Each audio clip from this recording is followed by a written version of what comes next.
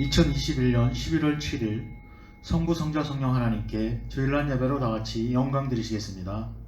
오늘 은혜 받으실 하나님 말씀은 창세기 39장 1절로 6절 말씀입니다. 봉독하여 드리겠습니다.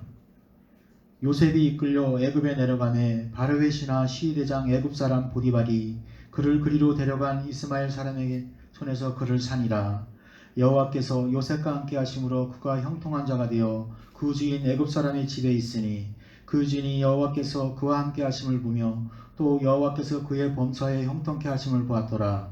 요셉이 그 주인에게 은혜를 입어 섬김에 그가 요셉으로 가정 총무를 삼고 자기 소유를 다 그 손에 위임하니 그가 요셉에게 자기 집과 그 모든 소유를 주관하게 한 때부터 여호와께서 요셉을 위하여 그 애굽 사람의 집에 복을 내리심으로 여호와의 복이 그의 집과 밭에 있는 모든 소유에 미친지라.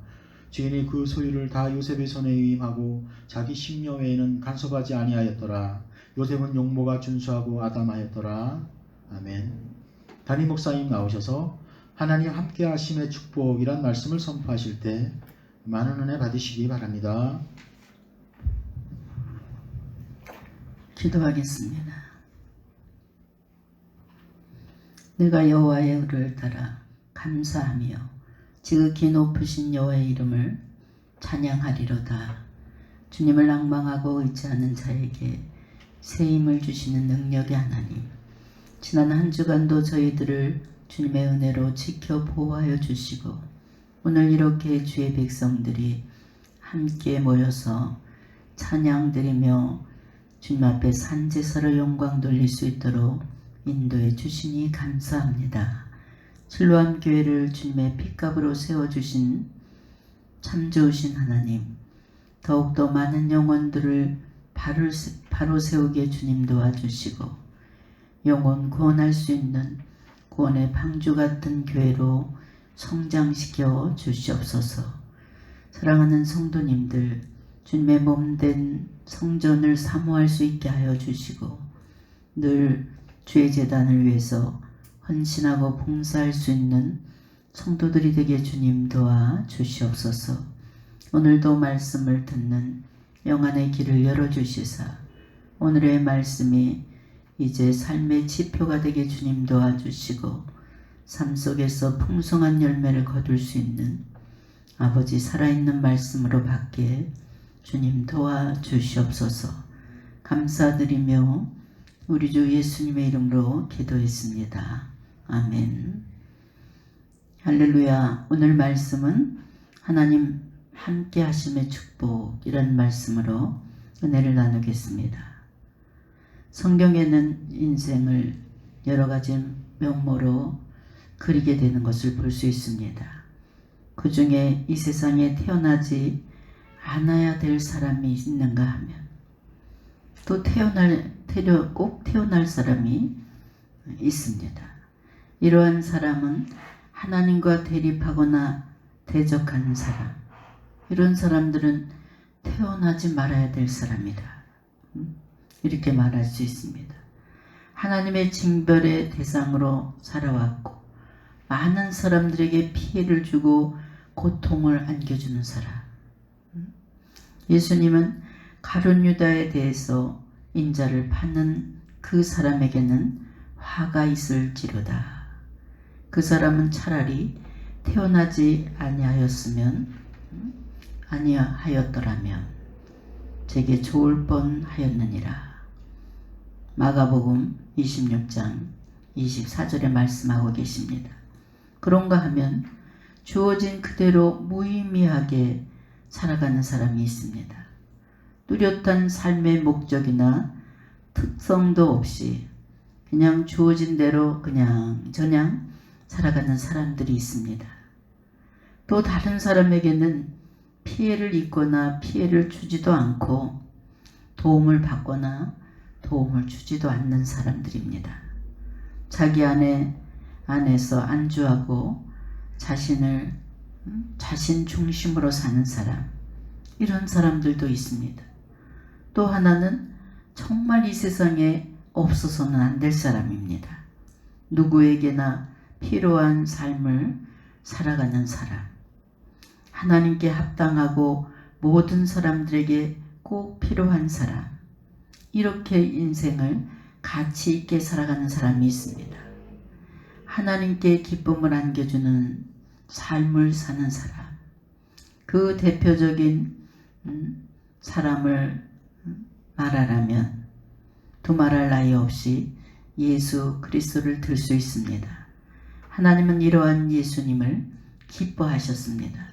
하나님은 이 예수님을 가리켜 이는 내 사랑하는 아들이요 내 기뻐하는 자라, 이렇게 말씀하셨습니다. 그렇다면 이 땅에서 이처럼 복된 삶, 모든 이들에게 필요로 하는 삶을 살아가는 사람, 또 하나님 보시기에도 하나님께 기쁨을 안겨준 예수님의 삶을 닮은 사람, 그 사람은 과연 누구일까요? 우리가 성경을 읽다 보면 이 사람은 정말 예수님을 닮았구나. 이 사람은 정말 살아있는 예수다. 이렇게 말할 만한 최초의 인물을 든다면 아마도 요셉이 아닐까, 이런 생각이 듭니다. 성경은 요셉에 대해서 여호와께서 요셉과 함께 하심으로 형통한 자가 되었다, 이렇게 말씀하고 있습니다.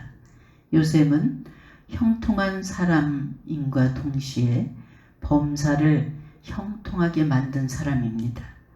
형통한 삶이란 하나님께 합당한 성공적인 삶을 살았다 하는 그런 사람입니다. 모든 사람에게 꼭 귀중하고 필요로 하며 없어서는 안 될 사람, 이런 사람입니다. 형통한 자의 삶은 아브라함과 같이 모든 사람에게 축복의 근원자로 사는 삶을 말하고 있습니다. 범사를 형통하게 하는 자는 그가 있는 곳마다 고귀하고 가치 있는 일들이 그대로 드러나게 되어 있습니다. 하나님의 뜻이 나타나도록 하는 것입니다. 또 변화의 역사와 새로운 역사를 창조하는 사람. 형통은 어떤 투기나 우연한 사건으로 횡재를 하는 것을 말하는 것이 아닙니다. 요셉의 형통은 고난이나 역경이 없이 그냥 쉽고 편안한 환경만 말하는 것이 아닙니다. 오히려 고난과 역경의 사건에서 하나님을 나타내는 것입니다. 그의 어렵고 힘든 고통의 과정은 모든 사람들에게 귀하고 유익하게 하는 것이 되었던 것을 볼 수 있습니다. 이것이 요셉의 형통한 삶이었습니다. 그런데 본문 2절을 보면 요셉의 형통이 하나님이 함께 하심으로 이루어지는 것이라, 이렇게 말하고 있습니다. 성도 여러분, 남아있는 날들 범사에 형통한 삶을 살아가시길 주의 이름으로 축원합니다. 오늘 하나님께서 요셉으로 범사에 형통케 하신 이유를 살펴보면서 우리 또한 요셉과 같은 범사에 형통하는 조건을 충족시키는 삶을 살아가시길 주의 이름으로 축원합니다. 그러기 위해서는 먼저 진실한 믿음이 있어야 됩니다. 요셉이 범사에 형통할 수 있었던 것은 첫 번째로 그 이유는 그의 믿음이 아주 진실했습니다. 하나님을 향한 요셉의 믿음은 진실한 믿음이었습니다. 그는 하나님 앞에 매사 행동 하나하나가 진실했습니다.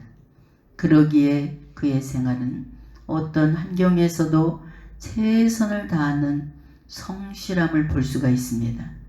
하나님께 진실함이 생활 속에서 성실함 그대로 나타난 것입니다. 아버지 그늘 아래서 마냥 행복했던 요셉은 어느 날 갑자기 형제들의 시기와 질투로 인해서 그 미움을 사게 됩니다. 그래서 형들의 시기와 미움 질투로 인해서 미디안 상인에게 팔려가게 되면서 애굽의 시위대장 보디발 가정의 노예로 팔려가게 됩니다. 그러나 요셉은 너무나 불행하고 억울한 환경 중에도 하나님을 향한 그 믿음은 어떤 환경이든 진실했습니다. 하나님을 향한 믿음에 진실했기 때문에 그는 불행한 환경을 비관하지도 않았고 원망하지도 않았습니다. 그는 자신의 고난의 환경을 하나님의 뜻으로 받아들이고 그 가운데서 최선을 다하는 삶을 살았습니다. 이것이 바로 그의 성실함이었던 것을 볼 수 있습니다. 이 성실함은 하나님께 인정을 받고 보디발에게 신임을 받게 됩니다. 보디발은 자신의 가정의 모든 살림을 요셉에게 다 맡길 정도로 그를 신임했습니다. 하나님께서 요셉에게 함께 하심으로 보디발 가정이 저절로 복을 받게 되는 것을 볼 수 있습니다. 요즘 성도들은 하나님 앞에 진실한 믿음이 있는 성도들이 참으로 점점 극히 드물어 갑니다. 어떤 때는 하나님이 있는 것 같고 어떤 때는 하나님이 없는 것 같고 내 시련과 고통이 점점 심해지면 하나님 안 계시다 이렇게 말하는 성도들이 있습니다. 여러분, 하나님을 향한 믿음은 비가 오나 눈이 오나 태풍이 치나 항상 진실한 믿음을 소유하시길 주님의 이름으로 부탁드립니다. 이렇게 보디발에게 인정을 받으면서 생활이 안정이 되어 가자 이번에는 더 큰 시련이 닥쳐온 것을 볼 수 있습니다. 보디발의 아내가 그 요셉의 용모를 보고 너무 잘생기고 준수한 용모를 가진 그에게 매력을 느끼고 유혹합니다. 아무리 유혹해도 넘어지지 않자 요셉을 모함해서 어떻게 합니까? 감옥까지 가게 만듭니다. 이번에는 노예에서 죄수로 가게 됐어요. 그는 옥에 갇혀서도 하루하루 주어진 삶에 최선을 다합니다. 비록 옥에 갇혔지만 옥에 갇혔다고 하나님을 바라보는 시선이 달라지지 않았어요. 옥에 갇히게 하신 것이 또 하나님의 큰 뜻이 있을 것이다. 그것을 그대로 받아들이고 그곳에서도 성실하게 일을 했습니다. 여러분, 믿음은 도박이 아닙니다. 믿음은 최선을 다하지 않고는 여러분 믿음을 소유할 수가 없어요. 천국 가는 그날까지 내가 과연 이 믿음을 지킬 수 있는가? 이것이 중요합니다. 그리고 나를 하시기 위해서 일하시는 하나님께 여러분 최선을 다하는 삶을 요셉처럼 여러분도 살아야 됩니다. 이런 의미에서 본다면 어쩌면 믿음은 노동입니다. 여러분 매일 나와서 성전에 나와서 1시간 이상씩 우리가 기도를 합니다. 365일 하루도 빼놓지 않고 주님의 성전에 나와서 1시간 이상을 기도하게 됩니다. 이 믿음은 즉 노동이라 말할 수 있습니다. 기도하는 것이 참으로 힘듭니다. 성도 여러분, 하나님을 향한 진실한 믿음으로 매 순간순간을 진실하게 살아가시길 주님의 이름으로 부탁드립니다. 하나님의 자녀들은 그 누구보다도 진실해야 됩니다. 진실성이 없는 사람은 언젠가 그의 인생에 금이 가게 됩니다. 항상 변함없는 그 마음, 그 모습 그대로 하나님 앞에 설 때 하나님께 먼저 우리가 인정받는 자가 됩니다. 진실한 마음은 서로가 통하는 것을 볼 수 있어요. 그리고 영원히 오래가는 그런 경향을 봅니다. 성도 여러분, 하나님을 향한 믿음의 진실함이 생활 속에서 성실함으로 드러나며 또 그렇게 살아가시길 주의 이름으로 축원합니다. 그곳에 하나님께서 형통하게 하는 그런 삶을 이루어지게 만들어 주십니다. 사람이 죄를 짓는 순간부터 어떻게 됩니까? 하나님과 멀어지게 됩니다. 하나님과 등을 지는 행동이 바로 죄 짓는 행동입니다. 하나님을 대적하는 행위는 더욱 큰 죄악입니다. 하나님께서 기뻐하지 않는 일을 여러분 따라가 보세요. 하나님이 기뻐하지 않는 일은 죄입니다. 하나님의 뜻에 역행하는 것도 죄악의 길을 가는 것입니다. 그래서 요셉의 용모에 준수한 모습과 늘 열심히 땀 흘려 일하는 그 최선을 다하는 그 모습, 성실한 모습에 반한 보디발의 아내는 계속적으로 요셉을 꼬시고 요셉을 유혹합니다. 그리고 동침할 것을 요구했지만 요셉은 그렇게 유혹하는 보디발의 아내에게 내 주인이 집안의 모든 소유를 간섭하지 아니하고 다 내 손에 위탁하였으니 이 집에는 나보다 큰 이가 없으며 주인이 아무것도 내게 금하지 아니하였어도 금한 것은 당신뿐이니 당신은 그의 아내임이니라. 그런즉 내가 어찌 이 큰 악을 행하여 하나님께 죄를 지으리까. 창세기 39장 8절로 9절 말씀. 요셉은 죄악에 대해서 분명하고 단호한 태도를 가졌던 것을 볼 수 있습니다. 죄악에 대해서 주저하거나 조금도 망설이지 않고 또 기웃거리는 일이 전혀 없이 죄라면 단칼에 잘라버리는 것을 볼 수 있습니다. 옷을 잡아당기면서 강요를 했지만 겉옷을 벗어버리고 도망쳐서 그 자리를 떠나는 것을 우리가 볼 수 있습니다. 여러분, 이 세상 것을 벗어버려야 진실한 성도가 될 수 있습니다. 세상 것을 다 타협하고는 하나님 앞에 진실한 모습으로 설 수가 없습니다. 요셉은 죄 짓는 것을 누가 볼까 두려워한 것이 아니라 하나님이 보고 계신다는 것을 분명히 알고 하나님을 두려워하는 것을 그는 그의 신앙입니다. 여러분, 항상 하나님을 의식하고 두려워하는 사람은 바로 하나님과 함께하는 그 사람인 줄 믿으시기 바랍니다.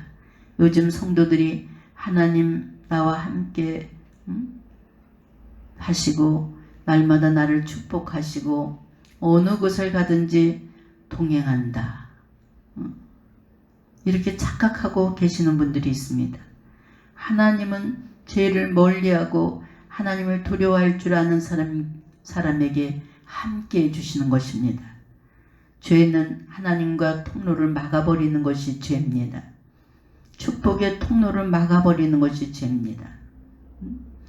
생업 사업하시는 분들 비즈니스 관계로 어쩔 수 없었어요, 목사님. 이 말을 아주 자주 써먹는 것을 볼 수 있어요. 어떤 분은 사업의 비전이 너무 크고 금방 몇백억이 들어올 것 같아 이번 사업의 구상은 목사님 엄청난 금액입니다, 이렇게 와서 자랑합니다. 금방이라도 떼부자가 될 것 같아. 근데 금방 들어온다는 것이 8년이 넘습니다. 목사님, 요번 일이 되면 실로암 성전을 지어드리고, 이런 분들이 한 서너 명 있었어요. 실로암 성전을 지어드리겠다. 어느 날 찾아와서 집사님, 축복의 걸림돌을 제가 말해드릴게요. 잘 들어보세요. 죄를 멀리하세요. 그랬더니 사업상 술집에 안 갈 수 없고 2차, 3차 안 갈 수가 없습니다. 단호하게 그것을 끊어버려야 됩니다. 이 사업하시는 분들을 보면 집보다 사업장을 우선으로 하는 사람은 일이 잘 안 돼요. 하나님께서 왜 여러분을 축복해 주시겠습니까? 가정을 위해서, 교회를 위해서 물질의 통로를 열어주시는 거예요. 그래서 가정을 소중하게 여기지 않고 사업하는 분들은 하나님 그렇게 기뻐하지 않아요. 그래서 이거를 말해줬어요. 기도하는 아내를 소중히 여기고 기도하는 아내의 그 말에 귀를 기울이면서 소중히 여기라. 그랬더니 그게 잘 안 된다는 거예요. 또 하나님 앞에 얼마를 드리고 이 일이 잘 되면 이 병이 낫기만 하면 제가 가만히 있지 않겠다. 이런 신앙을 버리세요. 왜 하나님 가지고 하나님께 날마다 하나님과 흥정을 합니까? 이건 굉장히 건방진 일이고 하나님이 가장 싫어하는 사람들이에요. 내가 나에게 이렇게 해주면 내가 하나님께 이렇게 하고 이걸 거꾸로 해야 돼요. 내가 먼저 하나님께 이렇게 드렸더니 몸과 마음을 드렸더니 하나님께서 이렇게 해주시더라. 이런 간증할 수 있는 여러분이 되시길 주의 이름으로 축원합니다. 믿음 있는 사람은 그냥 말없이 합니다. 가슴속 깊은 곳에서 감사의 눈물을 흘리면서 물질의 마음을 담아 드리는 것이 이것이 하나님 앞에 진실한 마음입니다. 또 온전한 믿음의 사람입니다. 하도 성도들이 뻥치는 성도들이 너무 많아요. 또 이렇게 뻥치는 목사님들도 있어요. 제가 아는 목사님 한 분은 한술 더 떠서 이 건물이 안 팔리고 이자는 점점 늘어나고 나중에 이자가 쌓여서 건물값 절반도 안 나오게 생겼어요. 얼마나 답답하면 목사님을 찾아갔겠어요.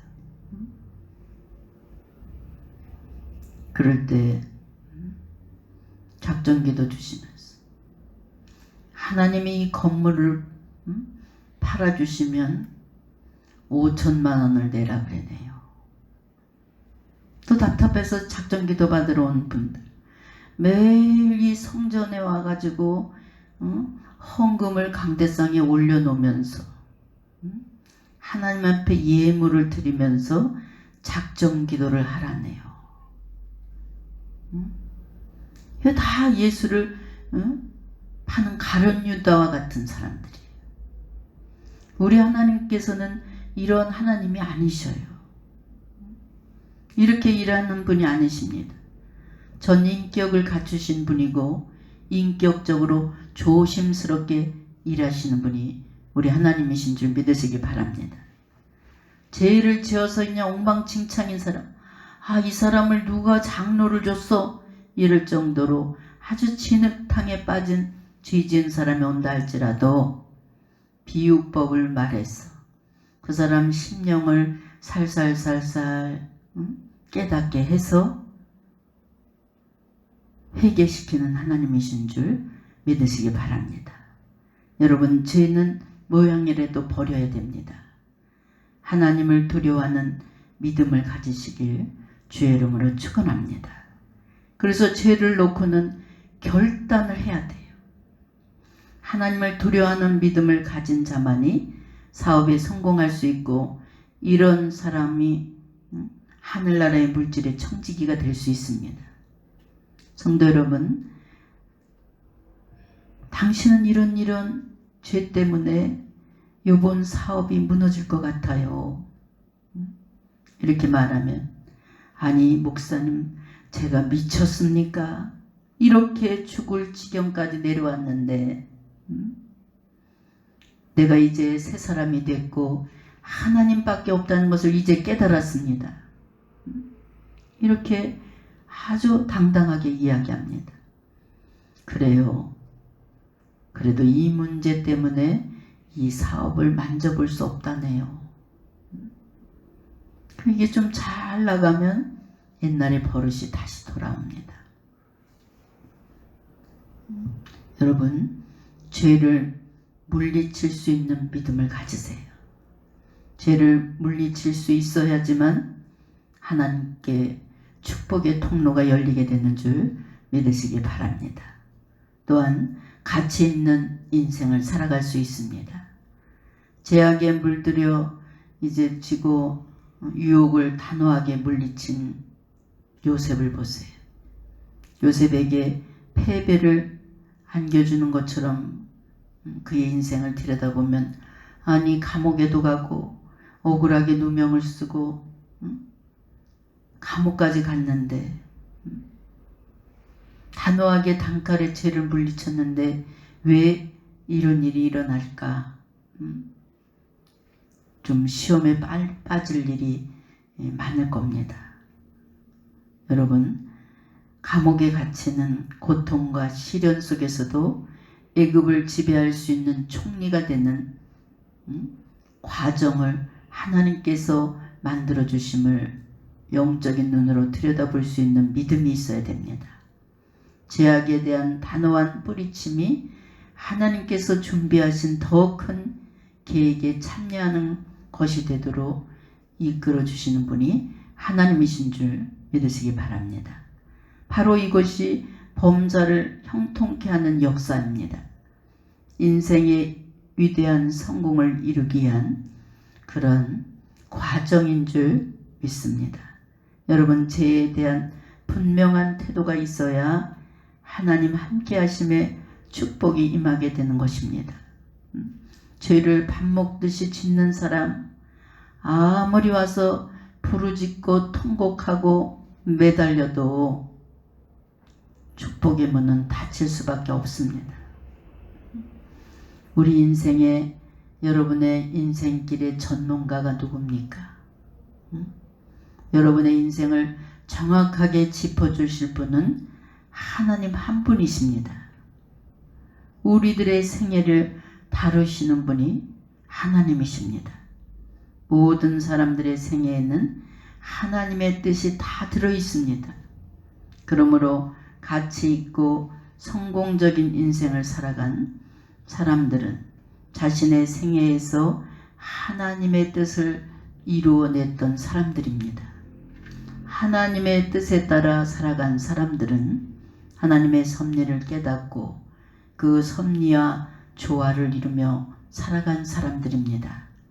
바울은 자신을 향한 하나님의 섭리를 깨달았습니다. 그리하여 예수 그리스도의 종 바울은 사도로 부르심을 받아 하나님의 복음을 위해서 택정함을 입었으니, 로마서 1장 1절에 그가 고백하는 것을 알 수가 있습니다. 요셉은 자신을 향한 하나님의 섭리에 대해서 분명한 고백을 하고 있습니다. 애굽의 총리가 된 요셉을 알아보고 그를 팔아넘긴 형제들이 벌벌 떨고 있을 때 요셉이 이렇게 말합니다. 당신들이 나를 이곳에 팔았다고 해서 근심하지 마소서, 한탄하지 마소서.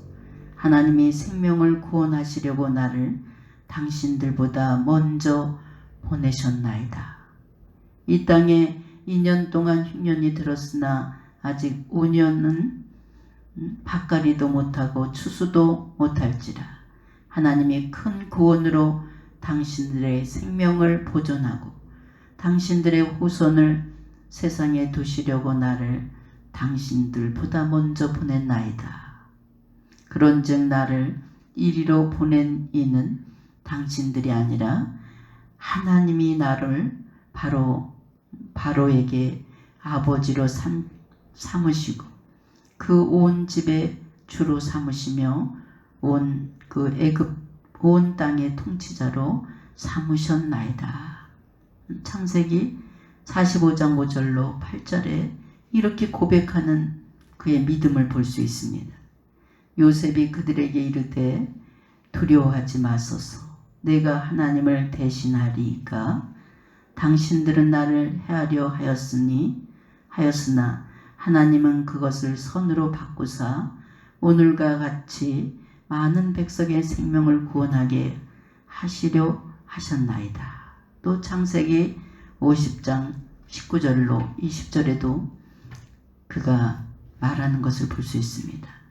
성도 여러분, 요셉은 하나님의 섭리를 믿었어요. 하나님께서 자신에게 하시는 모든 섭리가 야곱의 자손을 위한 것이라는 것을 그가 깊게 깨달았습니다. 하나님의 섭리를 믿고 신뢰하는 사람은 불행한 환경 중에서도 절대로 원망하지 않습니다. 여러분 내 인생의 삶을 살아가는 것보다 하나님이 이끌어 가시는 대로 순종하는 삶을 살아갈 수 있는 지혜로운 믿음을 가지시길 주의 이름으로 축원합니다. 노예와 제수의 삶을 살아갈지라도 하나님이 이끄시는 삶을 살아갈 때 오히려 축복의 이유가 된 것을 볼 수 있습니다.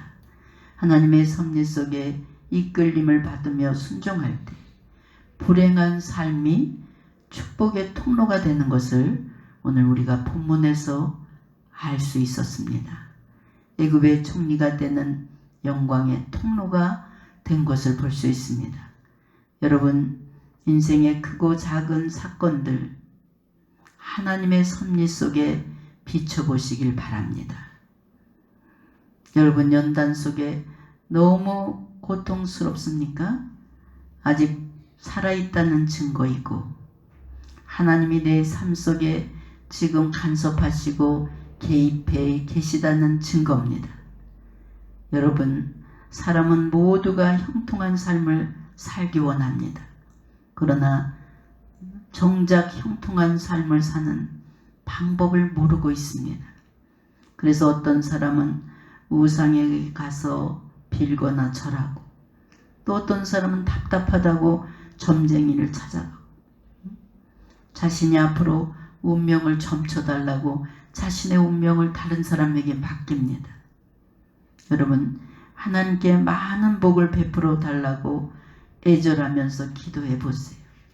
지나고 나면 여러분의 기도가 다 응답되는 줄 믿으시기 바랍니다.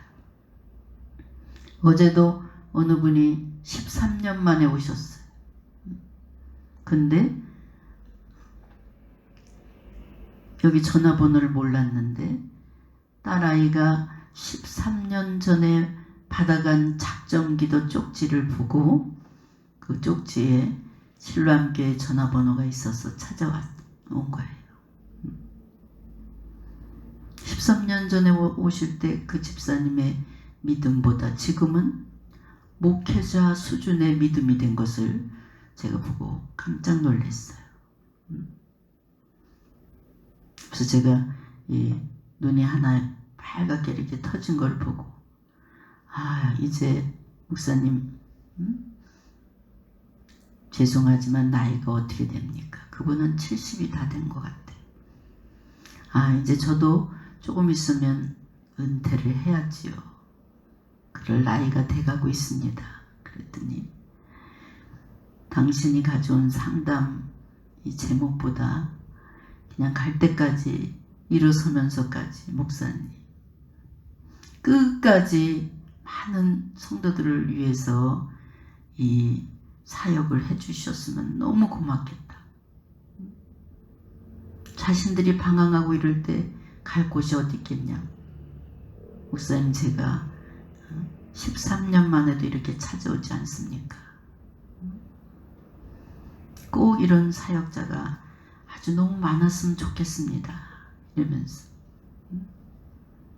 오직 그 전에 찾아올 때는 그렇지 않았는데 지금은 하나님과 교통이 되는 믿음의 단계까지 왔어요.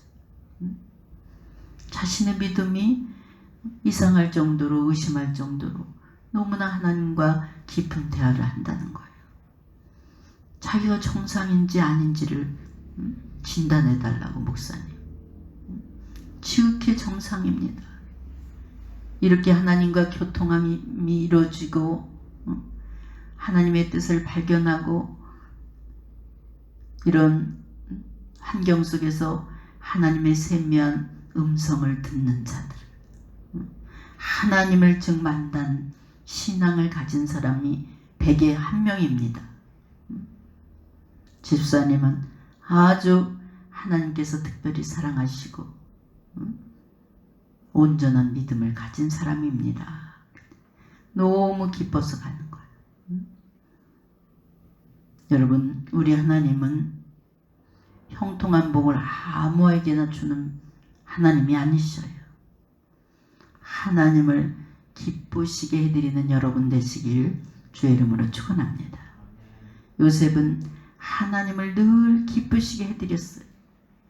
그의 삶이 이 모든 사실을 증명해주고 있습니다. 그것은 진실한 믿음, 죄에 대한 단호한 거절, 하나님의 섭리에 대한 순종입니다. 여러분들도 오늘 본문의 요셉의 말씀을 다시 한번 시간을 내서 읽어보시고 묵상하시고, 여러분의 가정은 하나님의 은혜와 도우심으로 형통한 복의 복이 이루어지는, 은혜와 축복 속에 감사가 넘치는 여러분의 삶이 되시길 주의 이름으로 축원합니다. 기도하겠습니다.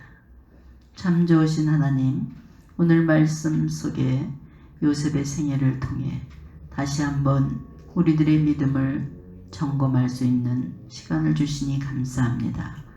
우리들의 삶 속에서 하나님의 섭리를 깨닫게 하여 주시고 더욱더 진실한 삶, 죄악에 단호하게 죄악을 거절할 수 있는 믿음, 하나님의 섭리에 순종할 수 있는 믿음이 되게 주님 도와주시옵소서. 하나님 나와 함께 하심의 은혜와 축복 속에 살아갈 수 있는 성도들이 되게 주님 도와주시옵소서. 감사드리며 우리 주 예수님의 이름으로 기도했습니다. 아멘.